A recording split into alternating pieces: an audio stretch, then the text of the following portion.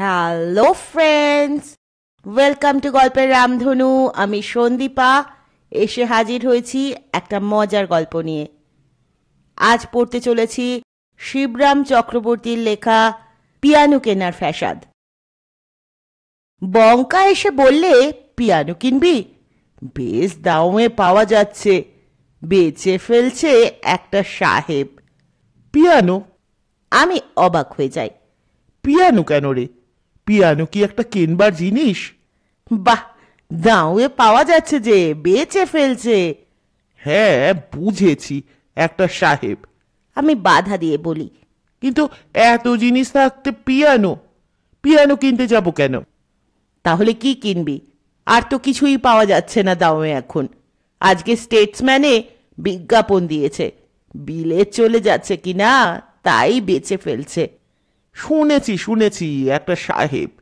সাহেবের তো খেয়ে দিয়ে কাজ নেই, বেচতে গেছে। আমার কিন্তু বিস্তর কাজ। বঙ্কা কিন্তু না চোরবান্দা। দামের জিনিস কেন হাতছাড়া করা অন্যায়? কত দামি দামি জিনিস নামমাত্র মূল্যে মিলে যায় দামের মাথায়। একটা দাও নষ্ট হতে দেওয়া কতখানি বোকামি ইত্যাদি সব কিছু আমাকে বিশদভাবে বোঝাতে থাকে। সমস্ত শুনে টুনে সুদীর্ঘ নিঃশ্বাস ফেলি।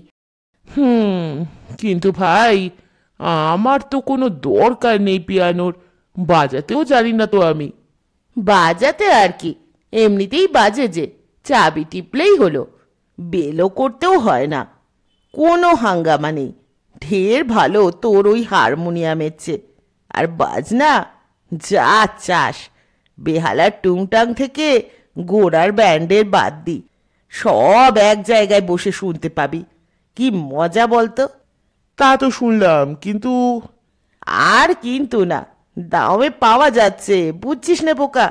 দেরি করলে শেষটায় ভিড় ঠেলে পিয়ানোর কাছে পৌঁছনোই যাবে না, হয়তো ফসকে যাবে এমন দাওটা। আমি আর একটা দীর্ঘশ্বাস ফেলে বলে উঠি, কত দাম একটা পিয়ানোর? তা কে জানে, তোর কাছে যা আছে সব নে সঙ্গে। আমিও নিয়ে এসেছি 20 টাকা, ওতেই কুলিয়ে যাবে মনে হয়। বন্ধুবরের 20 টাকা এবং আমার বাক্স, বইয়ের মলাট, বালিশের ওয়ার এবং বিছানার তলা সমস্ত কুড়িয়ে বাড়িয়ে আরো গোটা 77 টাকা জোগাড় হলো।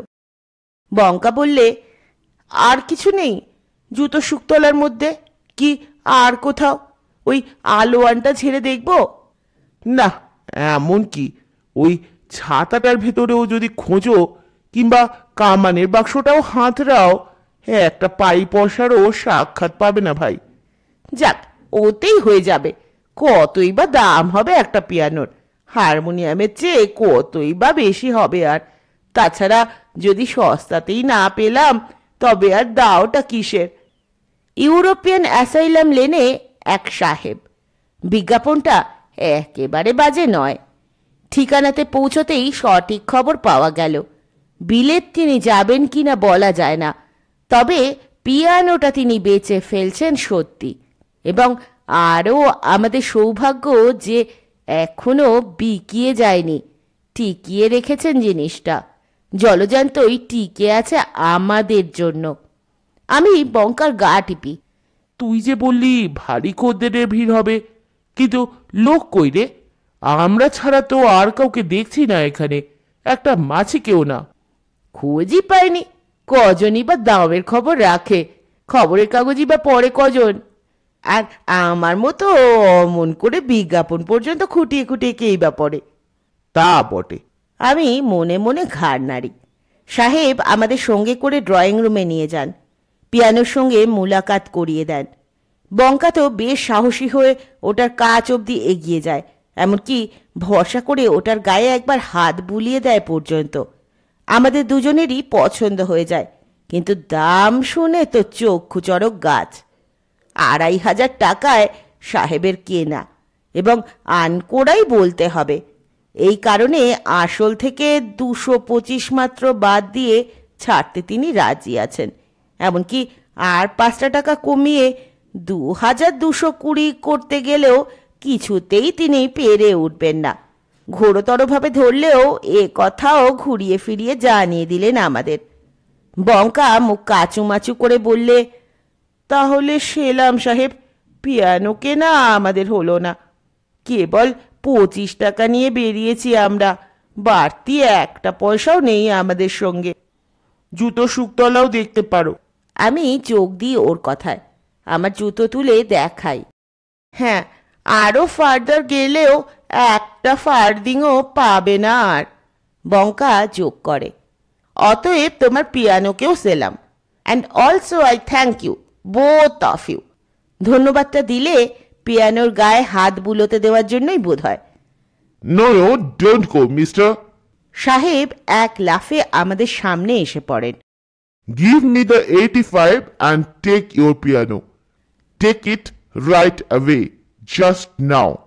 বঙ্কার কানে ফিস ফিস করি। খ্যাপা নাকি সাহেবটা, কামড়ে দেবে না তো? পালাই চ এখান থেকে। সন্দেহ হওয়া বিচিত্র নয়। 2225 থেকে অযাচিতভাবে এক ধাক্কায় ধপ করে কেবলমাত্র 85-তে নেমে আসা, এবং তার সঙ্গে এ পাড়াটার নাম ইউরোপিয়ান অ্যাসাইলাম লেন, যোগ করলে যা দাঁড়ায় তাতে সন্দেহ না হওয়াই অস্বাভাবিক। বঙ্কা কিন্তু ঘাবড়ায় না। দাও কাকে বলে জানিস নে তো বোকা, সাহেবও একটা দাও পেয়েছে একদিন পরে, ফসকাতে রাজি হয় সহজে। দামের মাথায় কি লাভ লোকসানের খেয়াল থাকে রে, কাণ্ডজ্ঞানী লোভ পেয়ে যায় তখন। কথায় বলে দাওয়ে কাটে আর দায়ে কাটে। দাও আর বলছে কেন তবে? কাজ নেই দাওয়ে, কেটে পড়ি চল। আমি ওকে টানাটানি করি। ভারী ভয় করছে আমার। তোর কথাতেই আর কি। বঙ্কা বেজায় বেপরোয়া। এই মোক্ষম দাওটা মারা যেতে দিই আর কি তোর কথায়। আমি কি বলবো ভেবে পাই না। বের কত টাকা? বঙ্কা আর একদণ্ড নষ্ট করতে রাজি নয়। যদি পালাতেই হয় পিয়ানোকে নিয়েই পালাবো। বঙ্কার প্ররোচনার পরে নগদ 85 মুদ্রা বার করে সাহেবের সেই দুর্বল মুহূর্তেই দাওটাকে আত্মসাৎ করলাম, এবং পাছে সাহেবের মতি গতি হঠাৎ বদলায় এই ভয়ে কামড় খাবার আগেই তক্ষুনি কুলি ডাকিয়ে পিয়ানোকে সঙ্গে নিয়ে সরে পড়লাম শটাং। কিন্তু পিয়ানোকে নিয়ে তো আর মেশে ওঠা চলে না, রাখাও চলে না বাসা বাড়িতে 5 জনের মধ্যে। কাজেই মাসিক 10 টাকা ভাড়ায় কাছাকাছি পাড়ায় একটা কুটুরি নিয়ে ওকে প্রতিষ্ঠা করা হলো, এবং তারপরেই আমরা সদ্য পরিচিতের সঙ্গে আলাপ শুরু করে দিলাম। আমি একধারে বসলাম, বঙ্কা আর একধারে, দুখানা টুল নিয়ে দুজনে, এবং দুজনেই বাজাতে লাগলাম পুরো দমে। বাজনা না তো, বাজ পড়া। সমস্ত পাড়া কাঁপিয়ে দারুণ শোরগোল তুলে সে একটা কিছু শুরু হলো বটে। সুরের জগজ্জম্প যাকে বলে। বঙ্কা বাজাতে বাজাতেই বলে, গলা বাজিয়েই বলে, 6 রাগ আর 36 রাগিনী আছে, শুনেছিস তো? পিয়ানোর সব কটা বাজে একসঙ্গে। ওর কাণ্ডই ওই। কি বললি? 6 রাগ? আমাকেও চেঁচাতে হয় ওর কানের গোড়ায়। যা হট্টগোলের আওয়াজ, কথা শুনবার জোকি। একে আর রাগ বলে না, যা, বরং ক্রোধ বলাই ঠিক। কি ভয়ঙ্কর রাগ রে বাবা! পুরাকালে সুরাসুরে মিলে সমুদ্রের সেই আদ্যশ্রাদ্ধ পুরাণে পড়া গেছে, আর একালে একটিমাত্র বাদ্যযন্ত্রকে ঘিরে তাদের সেই পুরাতন দ্বন্দ্ব, সেই সাবেক যন্ত্রণা পুনরায় যেন প্রত্যক্ষ করলাম। সকর্ণেই প্রত্যক্ষ করা গেল। বঙ্কা বললে, খাসাই আছে জিনিসটা, একটা খদ্দের পেলে বেশ দাওয়ের মাথায় বেচা যায়। আবার তাড়াহুড়ো না করে রয়ে বসে বেচতে পারলে দর উঠবে অনেক। 1000 টাকায় কিনতেও বেজার হবে না কেউ। 1000 টাকার কথায় আমার টনক নড়ল। বাস্তবিক বোকা হলে কি হবে, বুদ্ধি আছে বঙ্কাটার। মাথা খাটিয়ে দাওয়ের মাথায় বেড়ে কিনেছে তো পিয়ানোটা। এখন বড়লোক বন্ধুদের একজনকে বেছে এটা গচাতে পারলেই হলো, বেচে দিতে পারলেই বড়লোক। এই রকম একটা দূরভিসন্ধি স্কন্ধে নিয়ে বড়লোক বলে নাম ডাকওয়ালা জনৈক বন্ধুর উদ্দেশ্যে বেরিয়ে পড়লাম। একেবারেই তো ফস করে বলে ফেলা যায় না, গরজ দেখালে দর পাবো কেন? ঘুরিয়ে ফিরিয়ে এই কথাটা পারতে হয়। একটা কথা বলছিলাম ভাই, বলছিলাম কি একটা পিয়ানো। বলা মাত্রই বন্ধুটি লাফিয়ে উঠল। পিয়ানো কেনার কথা বলছো তো? বেশ তো বেশ তো, ভালোই তো, বলো কি বলবে। বন্ধুটির দারুণ আগ্রহ দেখা যায়। আমি বিস্মিতই হই। পিয়ানো কেনার কথাই যে তুমি জানলে কি করে? বাহ, এতে অবাক হবার কি আছে? পিয়ানোর নাম কে না জানে? কার না কিনবার সার। টাকায় পোষালেই তক্ষুনি কিনে ফেলে মানুষ, কেনই বা না কিনবে? প্রত্যেক বড়লোকের বাড়ি পিয়ানো আছে যে। মাঝারি বড়লোকদের বাড়িতেও সেকেন্ড হ্যান্ড পাবে তুমি। উপর চালাক ফ্যাশন বাজরাও অন্তত ওপরের ফ্রেমখানাও বাড়িতে রেখেছে। পিয়ানোয় কতখানি মানুষের মর্যাদা বাড়িয়ে দেয় খবর রাখো তার। আমি ঘাড় নাড়ি। সত্যি এতখানি জানা ছিল না। গুণগরিমা জেনে ওকে গা থেকে ঝেড়ে ফেলতে মায়াই করে। অমন বনেদি জিনিসকে বেচে ফেলতে সত্যি মন কেমন করতে থাকে। তবু এর কাছে, হেনেও সমজদার সজ্জন গুণী ব্যক্তির কাছে হতভাগ্য পিয়ানোটার ভালো দামই পাওয়া যাবে আশা করে ঈষৎ উৎফুল্লই হই। যা বলেছ মিথ্যে না ভাই, দামটা তুমিই ঠিক করে ফেলো। তুমি যা বলবে তাই, তাতেই আমি রাজি। তুমি ওর দরও জানো, আদরও জানো। না না, সে কি হয়? তুমি একটি দাম বলো আগে, তারপর আমার যদি না পোষায় আমি বলবো তখন। 1000 টাকা কি খুব বেশি হবে মনে করো? অগত্যা আমিই বলি। বেশি? পাগল! একটা ভালো পিয়ানো কিনতে কত পড়ে জানো? তারপরে তার পিছনে আরো খরচা তো লেগেই আছে। আজ মেরামত, কাল পালিশ, পরশু আবার টিউনিং। পিয়ানো পোষা না হাতি পোষা? খরচা কত একটা পিয়ানোর। কুলি খরচাই তো 20 টাকা। আমার অভিযোগ আমি যোগ করি। জানা আছে আমার, 10 জন কুলি লাগে। 2 টাকার কমে মাথা পাতেই রাজি হয় না কেউ। ধুর তার কুলি খরচা!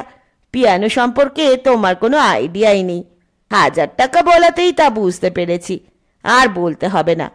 বন্ধুটির আপাদমস্তক বিরক্তি প্রকাশ পায়। তাহলে তাহলে আমি ইতস্তত করি। কি যে বলবো ভেবে পাই না। দামটা কম বলে ফেলা হয়েছে যথার্থই। 2000, এমনকি 2500 বললেও খুব বেশি বলা হতো না, তাও নিঃসন্দেহে। কিন্তু বেমক্কা একটা কম দর নিতান্তই মাটির দামে দেওয়ার জন্যই কি বেপটকা এই পায়া ভারী খদ্দেরটা হাত ফসকে যাবে? তবু চারদিক খতিয়ে এবং অগ্রপশ্চাৎ বহুত বিবেচনা করে খুব বেশি ওপরে উঠতে সাহস পাই না।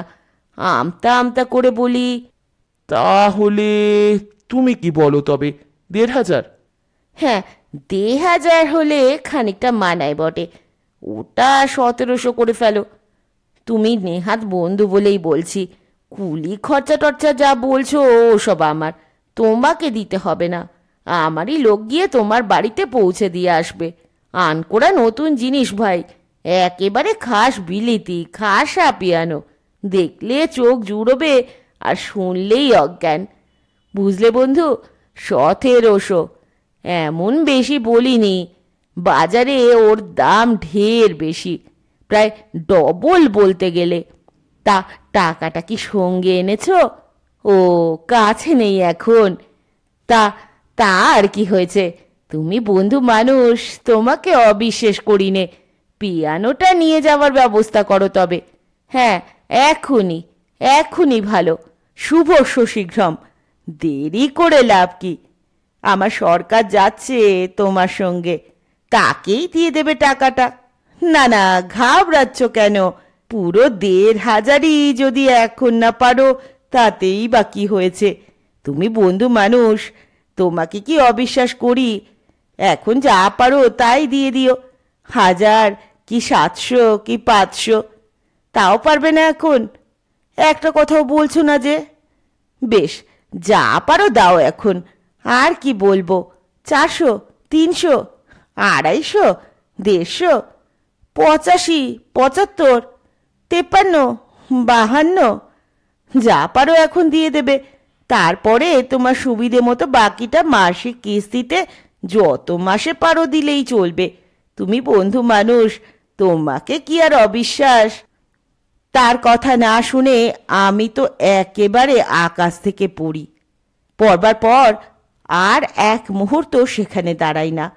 তারপর যে বন্ধুর কাছেই যাই, কি বড় লোক আর কি ছোট লোক, সেখানেই শুনি তার নিজেরই বা তার কোনো এক বন্ধুর ভালো একটা পিয়ানো বিক্রি আছে, বেশ সস্তায় পাওয়া যাবে দামে।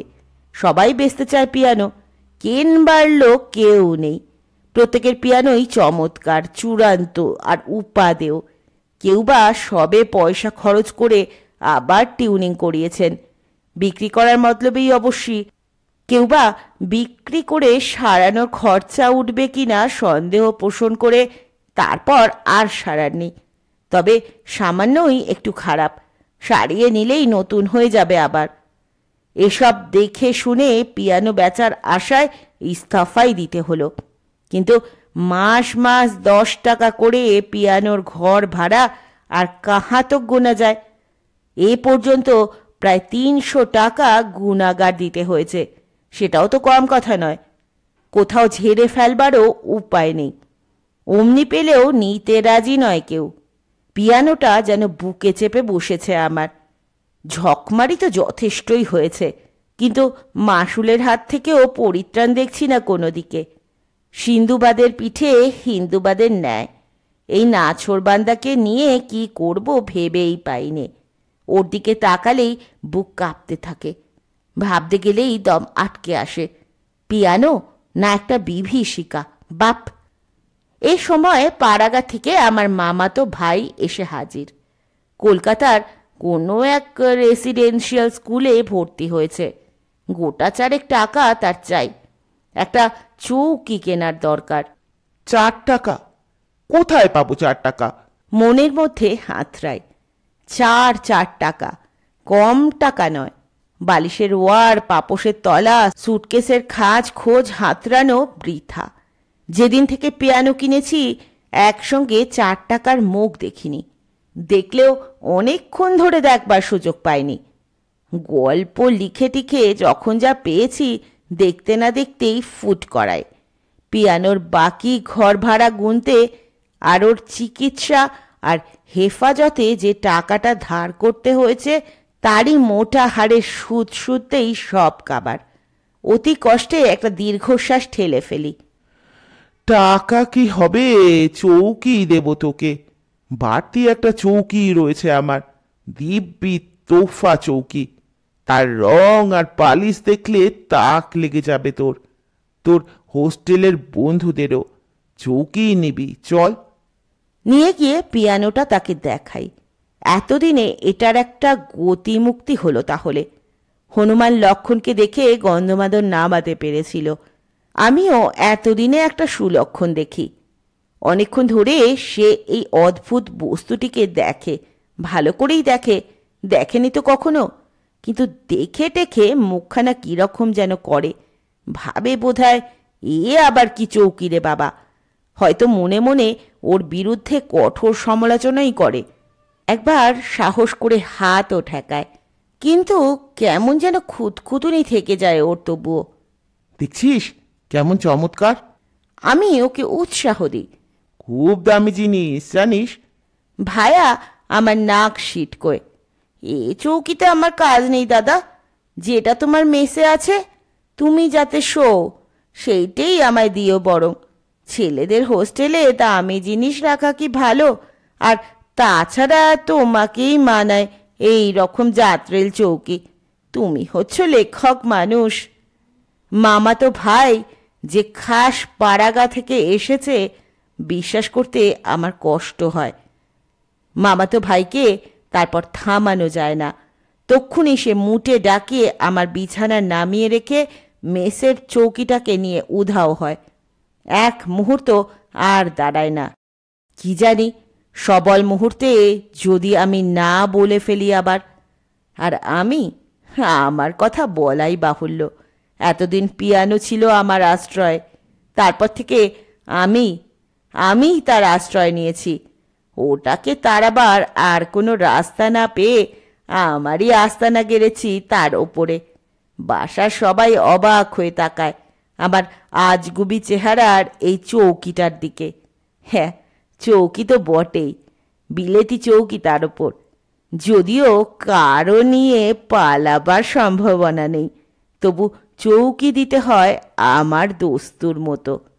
সব কাজ ফেলে রেখে দিন রাত এই চৌকিদারি করি, চৌকির ওপর শুয়ে শুয়েই। আর চৌকি তো নয়, রসন চৌকি যার নাম।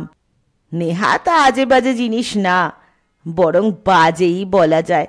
একটু বসলে কি শুলে কি পাশ ফিরলেই বেজে ওঠে, বাজছেই টুং টাং।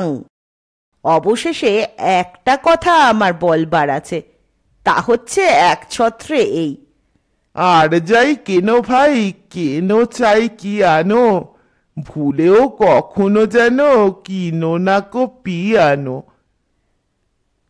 শুনছিলেন শিবরাম চক্রবর্তীর হাসির গল্প পিয়ানো কেনার ফ্যাসাদ। কেমন লাগলো গল্প অবশ্যই জানাবেন। পরের দিন এসে হাজির হব নতুন কোনো গল্প নিয়ে। ততক্ষণ পর্যন্ত সকলে ভালো থাকবেন, সুস্থ থাকবেন, পাশে থাকবেন। নমস্কার।